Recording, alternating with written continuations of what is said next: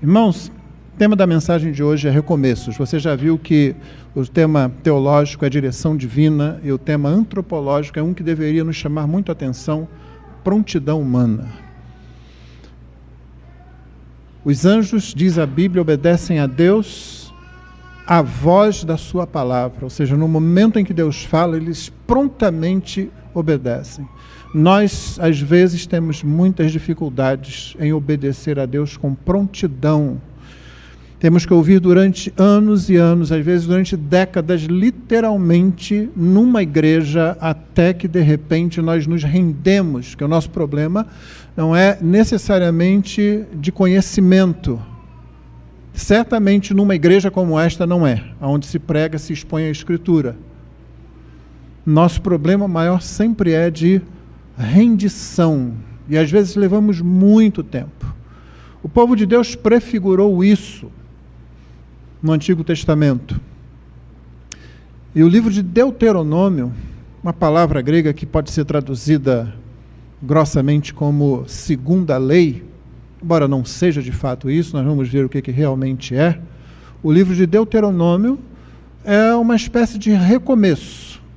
Recomeço nas Escrituras não é um tema estranho, não, irmãos. Os irmãos se lembram do dilúvio, né? Ele é uma espécie de reset que Deus dá. Não total, não pleno, mas a raça humana é reduzida a 8 pessoas e os animais que foram guardados, e como se Deus estivesse dando um recomeço ali. O livro de Deuteronômio é mais ou menos isso. Moisés, já no fim de seu ministério, da condução do povo de Israel, 40 anos depois, ele para ali nas planícies de Moabe, ainda do outro lado do Jordão, e ele vai repassar a lei, e ele vai explicar a lei, ele vai repetir a lei, e nós vamos ver como isso é importante. Então nós vamos, nessa primeira mensagem de 2022, ler Deuteronômio capítulo 1, apenas os 8 primeiros versículos. Deuteronômio capítulo 1.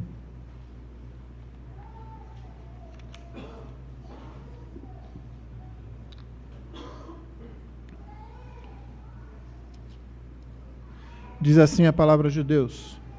São estas as palavras que Moisés falou a todo Israel, a leste do Jordão, no deserto, na Arabá, diante de Suf, entre Parã, Tofel, Labã, Hazerote e Dizaabe.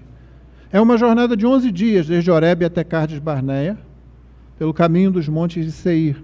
Aconteceu que no 40º ano, no primeiro dia do 11º mês, Moisés falou aos filhos de Israel, segundo tudo o que o Senhor lhe havia ordenado a respeito deles, depois que derrotou Seom, rei dos amorreus, que habitava em Esbom, e Og, rei de Bassã, que habitava em Astarote, em Edrei.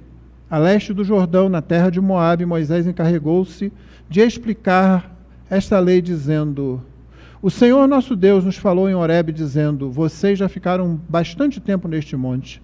Voltem e sigam viagem. Vão à região montanhosa dos amorreus, a todos os seus vizinhos, na Arabá, a região montanhosa, a Cefelá, ao Neguebe, a costa marítima, a terra dos cananeus, e ao Líbano, até o grande rio Eufrates. Eis aqui a terra que eu pus diante de vocês. Entrem e tomem posse da terra que o Senhor, com juramento, deu a seus pais, a Abraão, Isaque e Jacó, a eles e a sua descendência depois deles. Essa é a palavra de Deus. Irmãos, o livro de Deuteronômio é exatamente isso que ele se propõe a ser. Moisés vai repassar a lei com toda uma geração que havia saído, que havia crescido no deserto, havia morrido toda aquela geração de homens de guerra, é o nome dado a eles um pouquinho mais adiante nesse mesmo livro, ainda no começo. E qual é a primeira coisa que ele vai fazer? Ele vai lembrar o pacto, ele vai lembrar a aliança. Quando você fala em repassar a lei, não estamos falando apenas de lei, simplesmente. Vamos lembrar que a palavra Torá tem como principal significado instrução, antes de ser um código a ser seguido. É uma revelação do próprio Deus, da natureza do próprio Deus, do ser de Deus, e de como Deus quer que os seres humanos sejam. E é isso que Moisés vai fazer ali. Ele vai relembrar o pacto. Por isso, nos primeiros 4 capítulos, ele vai passar a história. É o que você vai ler aqui. Se você começar a ler o capítulo 1, 2 e 3 até o 4, o que você vai encontrar aqui é um sumário da história de Israel quando saiu de Horebe, quando saiu do Monte Sinai, e depois quando se recusou por incredulidade a possuir a terra, naquela passagem dos 12 espias, e depois quando teve que andar no deserto até completarem-se 40 anos ali. Você vai ter toda essa história sumarizada ali. Note que ele começa com história. Eu já preguei uma vez dizendo que o crente tem que amar a história, porque Deus revela seus feitos na história. As palavras de Deus foram reveladas e dadas a nós na história. Deus está agindo e conduzindo a história na sua providência. Nós não podemos ser cegos para com relação à história à nossa volta, ao que está acontecendo hoje, ao que está acontecendo no mundo todo. Você não pode apenas se importar com o fato de que uma grande parte da igreja é perseguida. Você precisa se importar também com o que os governos estão fazendo. Você não precisa se tornar um especialista em política internacional, mas você precisa se lembrar de que os atos de Deus sempre se deram quando muita gente pensou estar no poder. Talvez o maior exemplo disso, e a imagem mais nítida, seja a de Nabucodonosor, quando em determinado tempo, sendo a pessoa mais poderosa do mundo, diz: eu fiz isso. E Deus faz com que ele se transforme numa espécie de boi, numa espécie de bicho do mato, comendo capim, por um período longo o suficiente para que no final ele se ergue e diga: só o Senhor tem domínio sobre tudo e faz o que quer com todo mundo. Então você não pode simplesmente ignorar. Crente não pode ser como dizem que o avestruz faz. O avestruz realmente não faz isso, ele não cava um buraco e enfia a cabeça lá. O máximo que ele faz às vezes é deitar-se e esticar o pescoço no chão. Mas aí a lenda diz que o avestruz enfia a cabeça lá, e essa imagem passou a ser usada para todas aquelas pessoas que se isolam dentro de alguma coisa e não veem o que está acontecendo à sua volta. Nós precisamos estar atentos ao que acontece na nossa igreja local, em primeiro momento. Porque é nesse lugar que o pacto é experimentado na sua vida, o pacto da nova aliança, aquele que daqui a pouco estaremos celebrando mais uma vez com a ceia do Senhor. É nesse local que todas as bênçãos do pacto são dadas, inclusive aos seus filhos, na medida em que eles são influenciados pelo seu modo de agir, pelo seu modo de ver o mundo, pelo seu modo de ver a igreja, influenciado que você é ou deve ser pela palavra de Deus. É nesse lugar que nós vamos afiando o rosto um com o outro. É nesse lugar que nós somos treinados para servir ao Senhor. Tudo acontece na igreja local. Depois, o crente não pode ser cego com o que está acontecendo ao seu redor na sociedade. Inclusive nas outras igrejas. Porque você vai responder pelas outras igrejas, querendo ou não. Quando você chegar num lugar e disser: eu sou crente, pronto, as pessoas já vão olhar para você de um jeito. Eles já vão dizer que você é homofóbico. Você pode ter muitos amigos e amigas enfrentando o problema de atração pelo mesmo sexo. Você pode realmente amar essas pessoas, mas quando você disser que é crente, alguns vão se levantar e dizer: você é homofóbico. Você vai responder pelo que as outras igrejas estão fazendo, irmãos? Não adianta querer escapar disso. E não adianta também você se defender disso simplesmente metendo malho nas outras igrejas. É melhor você pregar o Evangelho. Corrija a visão equivocada, não por mostrar a grande diferença que há entre a sua igreja local, batista, bíblica, reformada, e as outras igrejas que estão por aí no erro. Apresente o Evangelho, corrija o erro daquela pessoa. Mas você tem que ampliar mais a visão para tudo que está à volta da sua sociedade, para o que os governos estão fazendo, para o que é justo, para o que é injusto, para as mentiras das narrativas e da grande mídia. Torna-se cada vez mais difícil esse trabalho, não é? Ou seja, você tem que cada vez se tornar mais atento, porque Deus age na história. Moisés relembra a história. E você vê que a jornada é pactual quando Moisés fala com aquele povo, e à medida que você vai lendo Deuteronômio, você tem a impressão de que em nenhum momento Moisés pensa estar se dirigindo a uma única geração. O nosso trabalho é geracional. Nós herdamos coisas das gerações de cristãos do passado e olhamos para as gerações de cristãos no futuro. O modo como Moisés fala aqui o tempo todo, em Deuteronômio, é considerando o povo. Parece que ele está falando das pessoas que estiveram lá em Horebe. Tem os poucos momentos que ele faz uma distinção. Tem alguns momentos que ele é específico, eu estou falando com vocês agora. Por causa de vocês serem a geração que vai levar isso adiante. Mas a ideia geral é um povo debaixo da aliança, um povo debaixo do pacto. Que é o que acontece com a igreja também. Imagine, por exemplo, que você seja um judeu e você mora em Roma, e lá existe uma grande comunidade de judeus. E aí você todo ano faz uma longa viagem, saindo lá da Itália e indo até Jerusalém. Não é uma viagem fácil, não é uma viagem como nos dias de hoje, mas você faz essa viagem, porque lá você vai encontrar aqueles que têm a mesma identidade que você tem, que estão dentro do mesmo pacto que você está. É muito importante isso. Pessoas vindas de várias localidades, vários lugares. Você vê isso lá em Atos 2, quando são citados algumas das nações de onde vieram os judeus que estavam lá. Mas ao longo de séculos eles fizeram isso. E no tempo do Novo Testamento eles já haviam voltado a fazer isso depois do cativeiro. Então vinham para Jerusalém. Aí nesse ano você veio mais uma vez. Só que nesse ano aconteceu alguma coisa. Tinha acontecido uma crucificação e ela estava trazendo muito tumulto, muito incômodo, muita comoção social. Só que não parou aí.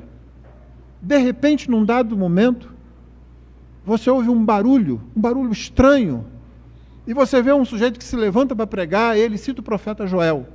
E depois daquilo, várias pessoas que ouviram a pregação se unem. E é aí que começa uma coisa realmente estranha para você, que é judeu. E que deixou várias vezes, ao longo de vários anos, o lugar onde talvez você tenha nascido, fora de Jerusalém, fora ali da Judéia, tão longe quanto a Itália, por exemplo, mas ainda sendo judeu, de ascendência judia, descendente de Abraão. E realmente uma coisa se torna estranha para você. É que você vê que aquele grupo se reúne de forma diferente.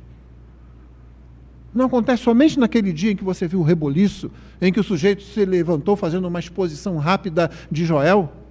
Aquele grupo que se reuniu ali e que de repente passou por um rito de batismo, ele agora se reúne de novo no dia seguinte, e no terceiro dia, e no quarto dia, eles começam a se reunir, você começa a perceber que há um grupo dentro do grupo. Mas não é só isso. É tão forte o que acontece com esse grupo, que eles começam a abrir mão de suas próprias possessões. Eles parecem não ter nenhum problema em enfiarem a mão no bolso, tirarem de lá, para se ajudarem mutuamente a permanecerem ali um pouco mais de tempo, ouvindo as instruções daqueles homens que se levantaram pregando e ensinando para eles. Mas se você fosse judeu, estivesse ali, não tivesse sido daqueles que primeiramente creram quando Pedro pregou, você estaria bastante atônito com isso. Você ia dizer, um povo dentro do outro povo? E se você se aproximasse para ouvir a pregação, você ia ouvir falar em nova aliança, nova aliança, nova aliança. O vocábulo não era estranho, não. Se você fosse um judeu devoto, se você estudasse as Escrituras, lá na sinagoga, perto da sua terra, onde fosse, você teria ouvido essa expressão, nova aliança. O livro de Jeremias ia vir à sua mente, o livro de Ezequiel viria à sua mente. Nova aliança, e agora nova aliança em Cristo. Você conhece essa palavra também, Messias, o escolhido. Mas o ponto aqui é que você está identificando uma unidade consistente, sólida, dentro daquela que para você era a única unidade que existia até então, como povo de Deus, como povo da aliança. E por que eu estou contando essa história? Porque a gente está falando da igreja, de como a igreja surgiu e de como aqueles crentes começaram a ter uma consciência de povo de Deus, aonde cada um faz a sua confissão em Cristo, mas todos se entendem unidos justamente por causa de Cristo. É justamente por causa disso. E porque nós perdemos isso com muita facilidade, essa consciência de comunidade da aliança, comunidade pactual, nós perdemos isso com rapidez. Muitos crentes em muitas igrejas, eles se veem como seres isolados, no máximo a minha família dentro desse grupo aqui, eles não conseguem ver o grupo maior, eles têm dificuldades de compreender o que aqueles cristãos, lá no livro de Atos, compreenderam rapidamente, que esse é o povo da nova aliança. Esse é o povo resgatado. Esse é o povo onde se cumprem as promessas. A ponto da vida deles começar a ser comprometida, as posses, os bens, o que eles produziam, o que eles ganhavam. Não era um povo perfeito, não. Você vai ver lá no começo já alguns problemas, mas era um povo de Deus. A tal ponto de que as imperfeições não dissolvem aquele grupo, não fazem com que eles se vão embora simplesmente. Quando um primeiro problema acontece dentro do próprio grupo, um problema de distribuição dos bens, eles corrigem isso, escolhendo 7 pessoas para administrar aquela área, enquanto os apóstolos continuariam pregando. E quando mais à frente vem uma perseguição movida, quando um deles é martirizado, eles se espalham, mas não se separam pactualmente. Eles se espalham geograficamente e aonde vão começam a pregar aquela mesma coisa que eles tinham ouvido lá. Eles tinham ficado tempo suficiente para pegar aquela mensagem e continuar pregando aquela mensagem, de forma que comunidades como aquelas vão surgindo e elas vão se entendendo, todas elas como sendo manifestações locais de uma mesma comunidade pactual, o povo da nova aliança. Então você percebe que dentro de uma igreja local, não tem como a gente falar de igreja, como a gente falar de membresia, como a gente falar de disciplina, como a gente falar de discipulado, sem primeiro a gente começar a compreender que nós somos uma congregação, que não podemos nos isolar e dizer, não, eu vou ali, ouço e vou para casa. Eu vou ali e faço só aquela atividade que me deram para fazer e cumpro aquilo. Eu vou aqui, mas ninguém tem nada com a minha vida. Ninguém tem nada com a sua vida, até que alguma coisa aconteça e você bote lá no zap, lá, ore por mim. Aí todo mundo tem a ver com a nossa vida, não é? Aí todo mundo, olha, eu sou de você, eu sou do grupo, eu estou no grupo. Irmãos, a gente pode fazer melhor do que isso. O que Moisés faz aqui? O versículo 1 diz, são estas as palavras de Moisés. É isso que vai ser o livro todo. Isso é uma apresentação para tudo que está no livro. Ele segue o modelo de certos tratados que eram feitos no Antigo Oriente Próximo. E já apontam logo no início de que se trata. São as palavras de Moisés. E quem é o outro grande personagem aqui? O povo. Ele falou a todo o povo. Essa expressão é usada várias vezes ao longo do Deuteronômio. A todo o povo. É uma referência ao povo da aliança. É uma referência a tudo que significa ser povo da aliança. Eles ainda não atravessaram o Jordão. E aí vem um monte de nomes que você vai encontrar nos versículos seguintes, à medida que Moisés fala da história e reconta a história. O verso 2 diz que é uma jornada de 11 dias, desde Horebe até Cádiz Barneia. Então, primeira coisa, Moisés fala a palavra, que não é a palavra unicamente de Moisés, mas são os discursos que ele fará em torno da palavra de Deus, ao povo da aliança.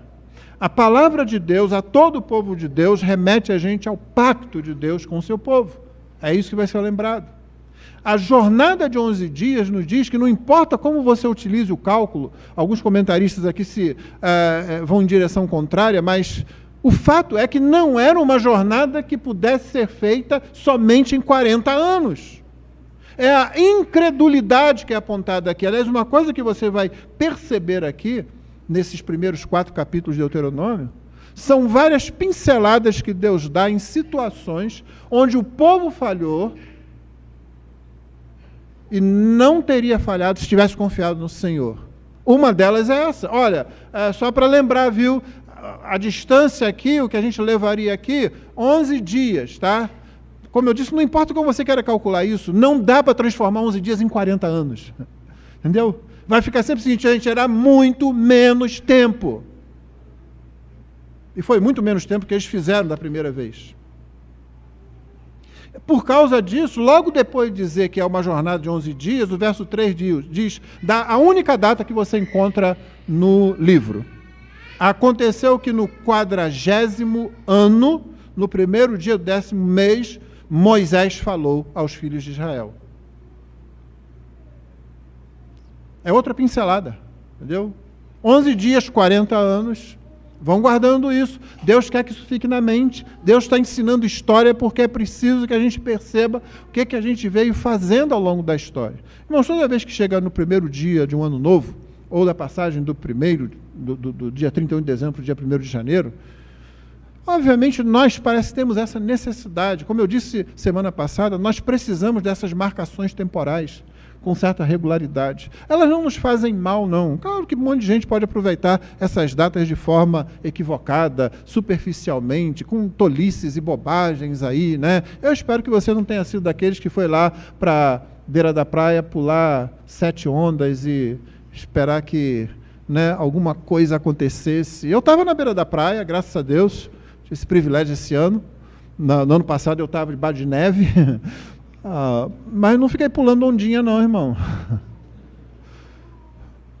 Então, só porque muita gente utiliza essas datas, essas situações de forma equivocada ou tola, não significa que nós não possamos nos aproveitar bem delas, destes momentos que a gente para refletir. Como oramos aqui ainda agora, agradecendo a Deus por inúmeras bênçãos e coisas que Ele fez ao longo desse último ano que passou. Nós chegamos a ter 4 cultos por domingo. Um dos irmãos calculou em mais de 80 cultos naquele período. Nós ficamos muito cansados, mas os irmãos foram alimentados. A igreja foi revigorada naquele período. O Senhor nos abençoou com isso. Então é bom a gente parar, é bom a gente lembrar, é bom a gente agradecer a Deus, e é bom a gente olhar para frente e dizer, o Senhor esteve conosco, o Senhor continuará estando conosco. Mas também é bom quando a gente se lembra dos nossos fracassos também.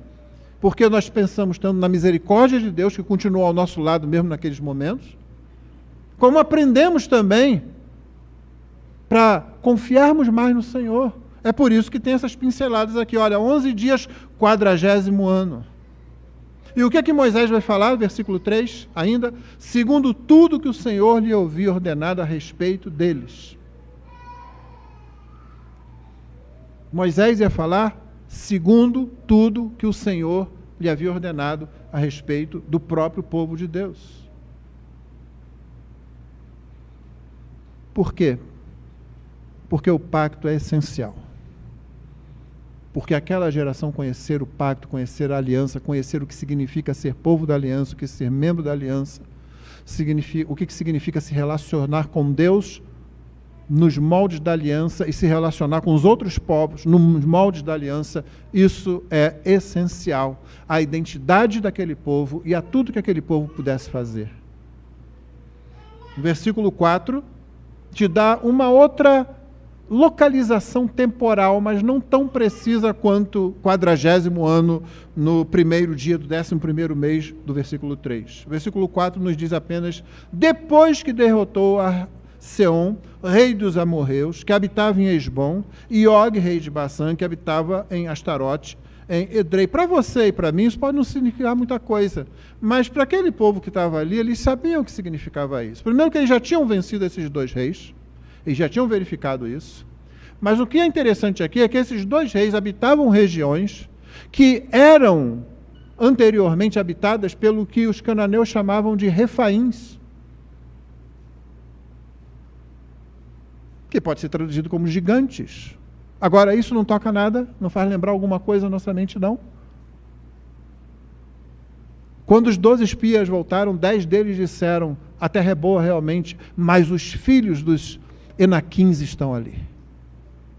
Os gigantes estão ali. Nós somos como insetos aos seus olhos. O que Deus estava dizendo para eles, e o que fez aqui, e se você continuar lendo esses 3 primeiros capítulos, você vai ver Moisés citando essas coisas várias vezes e detalhadamente, é Deus dizendo assim, esse povo estava ali, sim, os refaíns, como eles chamam, os gigantes, né? Que vocês se lembram, vocês lá atrás falaram que seria impossível vencer. Eu dei essa terra a esse, eu dei essa terra àquele, eles venceram esses povos originalmente eram o povo, daí, os gigantes, eles derrotaram porque eu dei a eles. E na mente daquele povo fica soando o seguinte, nós dissemos que Deus não poderia fazer isso conosco. Moisés, um pouco mais adiante, ele vai lembrar e vai dizer assim, vocês disseram, está aí na sua versão, o Senhor nos odeia, Ele nos tirou do Egito para nos entregar aqui. Foi quando eles reclamaram, não dá, vamos voltar para o Egito, vamos fazer alguma coisa, porque não dá para possuir essa terra que o Senhor disse que ia nos dar.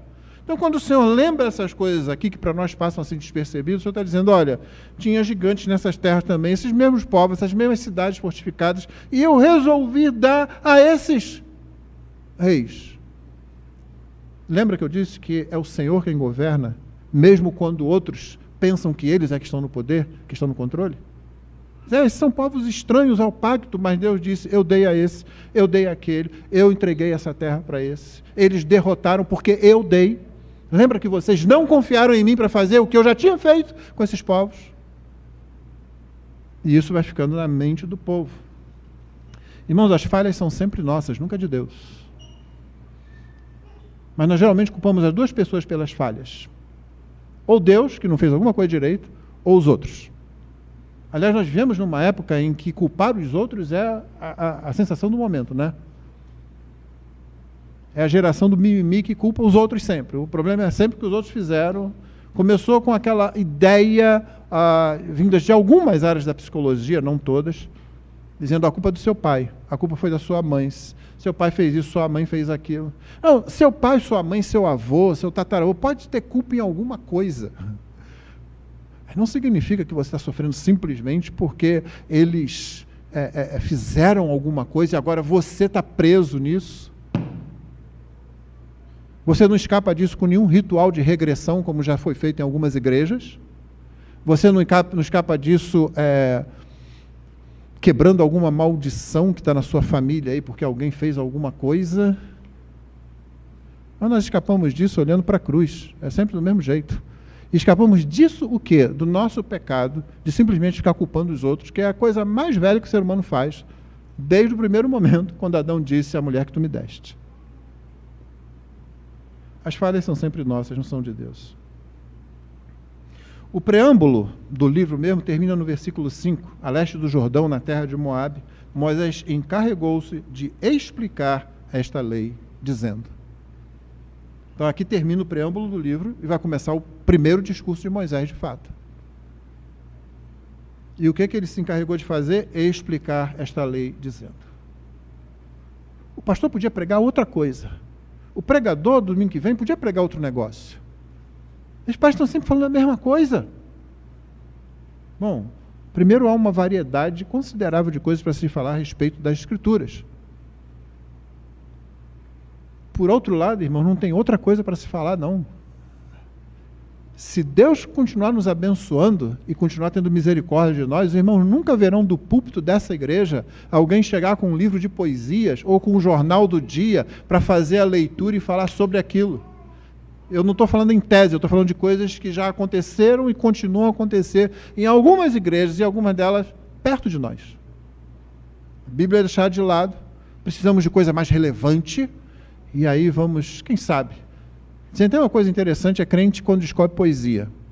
O sujeito é brasileiro, parece que não estuda muita poesia. A gente não é muito apegado a isso desde muito cedo, né? Aí, de repente, tem lá um pastor, um líder lá que ele descobre poesia. Já ouviu aquele ditado que diz que quem nunca comeu melado quando come se lambuza? É o retrato desse negócio. O cara parece que, uau!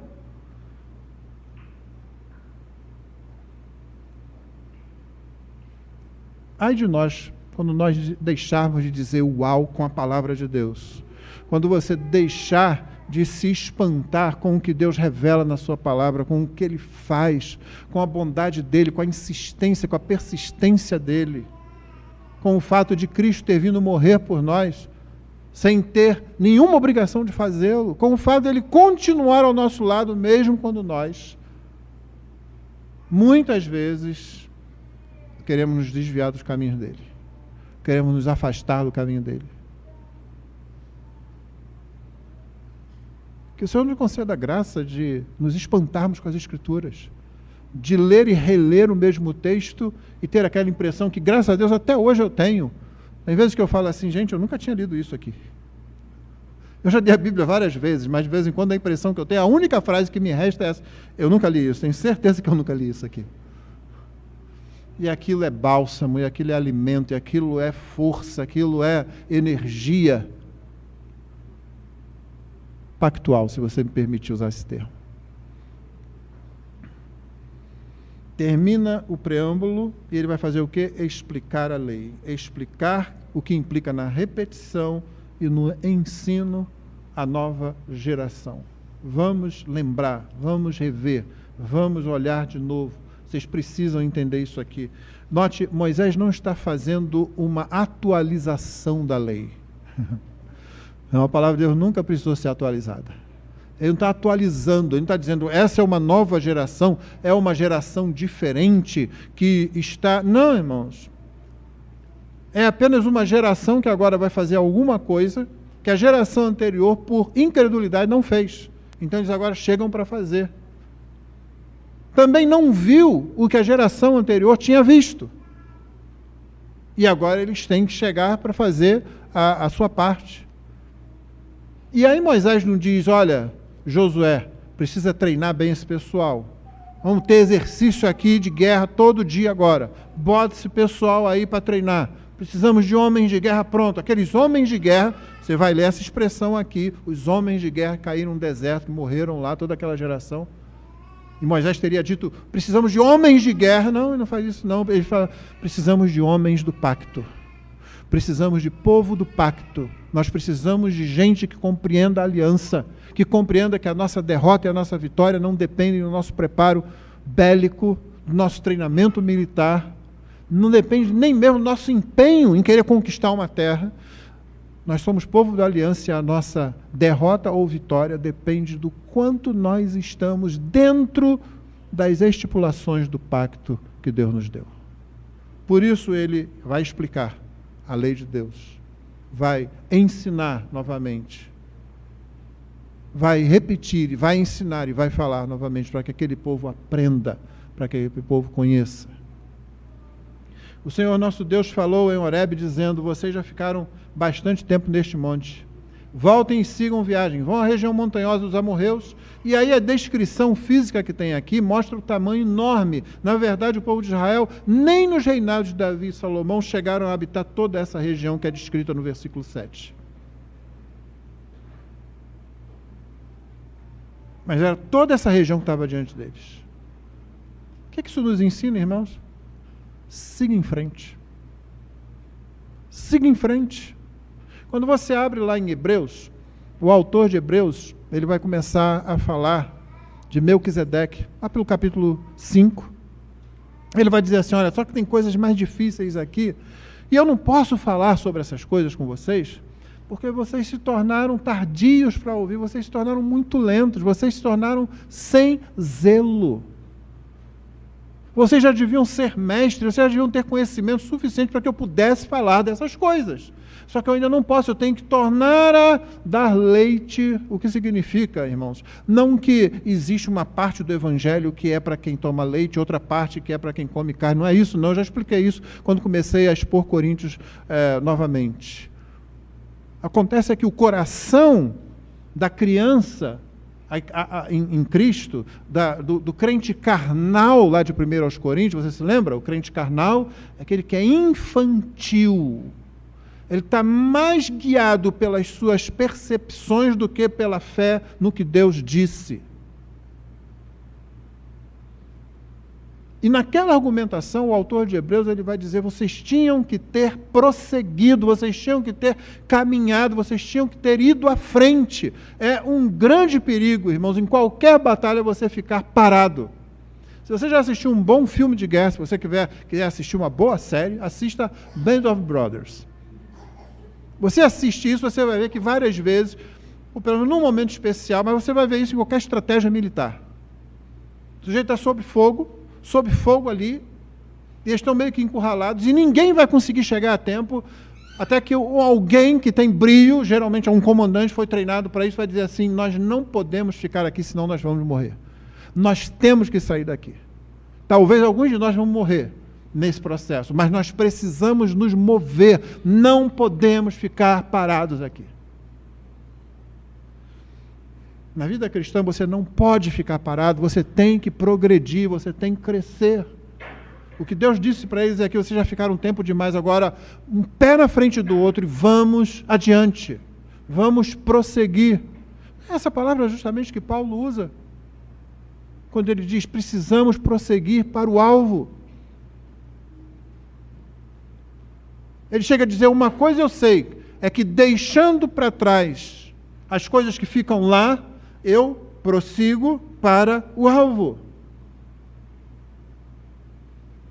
O que esses versos estão nos ensinando é isso, sigam em frente. Finalmente o versículo 8, eis aqui a terra que eu pus diante de vocês, entrem, tomem posse da terra, que o Senhor com juramento deu aos seus pais, Abraão, Isaque, Jacó, a eles e a sua descendência depois deles.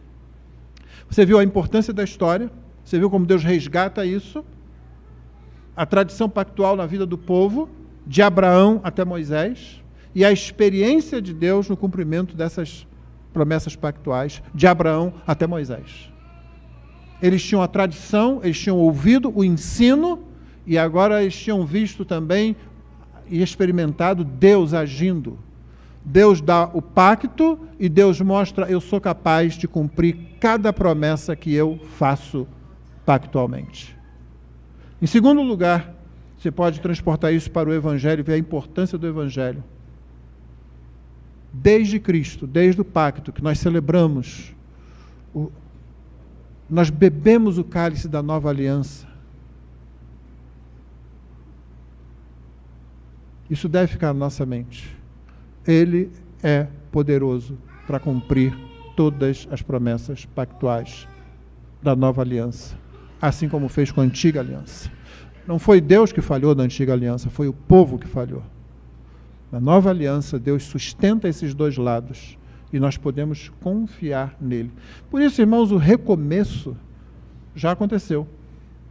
Nós temos que seguir em frente. Sim, você pode parar anualmente e repensar. Você pode parar na data do seu aniversário e repensar. Você pode parar na data da sua ordenação ao ministério e repensar, dizer o que o Senhor fez em minha vida, como eu reagi, como eu respondi. Será que eu fui pronto em responder ao Senhor a direção que Ele estava dando?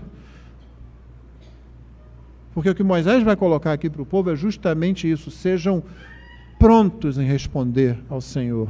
Não fiquem com uma geração que passou, que fica pensando, será que Deus vai? Confiem na palavra do Senhor.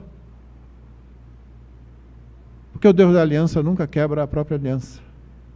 E Ele é tão sério com isso, que a nova aliança não pode ser quebrada, nem por nós, porque Ele sustenta a aliança. Agora, se você está na aliança, então prossiga.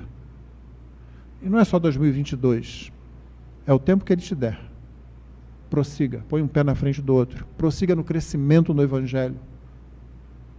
Precisa ser um objetivo constante, não somente uma promessa de ano novo, uma resolução de ano novo, precisa ser, irmão, na mente de cada irmão, de cada irmã aqui, eu vou conhecer melhor a palavra de Deus.